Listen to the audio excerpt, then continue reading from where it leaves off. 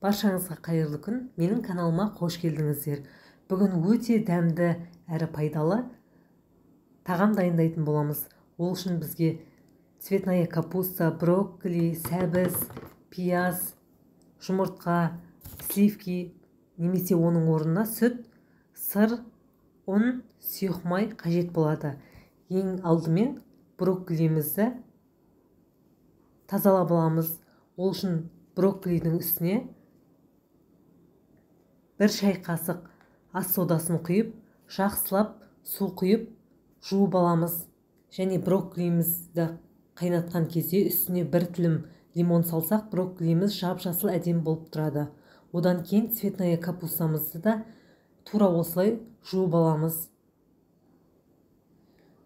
Екеуін 5 минутқа пісіріп аламыз.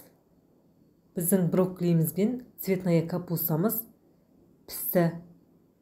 Осыдан кейін біз брокколимізді 4 бөлікке бөліп, жақсылап турап аламыз.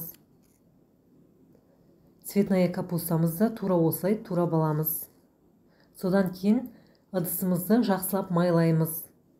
Және осы турап алған брокколиміз бен цветная капустамызды жақсылап салатын боламыз. Ыдысымызға орналастырғаннан кейін біз сәбіз бен пиязымызды үккіштен өткізіп аламыз. Үккіштен өткізгеннен кейін дәміне қарай тұз салып, жақсылап араластырамыз. Одан кейін біз 3 жұмыртқа қосып, оның үстіне сливки қоссамыз. Сливки болмаса, егер сіздерде сүт қоссаңыздар да болады. Және сұйық май, ұн қосып, разрыхитель қосып, массамыз сұйық болғанға дейін жақсылап араластырамыз.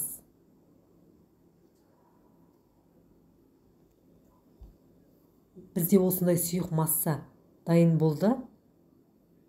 Брокколи мен цветная капустамыздың үстіне үккіштен өткізілген сәбіз бен пиязымызды бір тектетіп саламыз. Одан кейін үстіне бұрыш себеміз және дайын болған массамызды жақсылап бір текті етіп сеуіп шығамыз.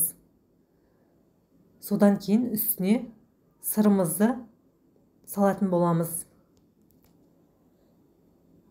Барлығын салып біткеннен кейін 180 градус қызып тұрған пешке тамағымызды салатын боламыз. Міне біздің тағамымыз өте дәмді болып пісті. Келесі кездескенше сау болыңыздар. Егер сіздерге видео ұнаған болса, менің каналыма тіркелуді ұмытпаңыздар.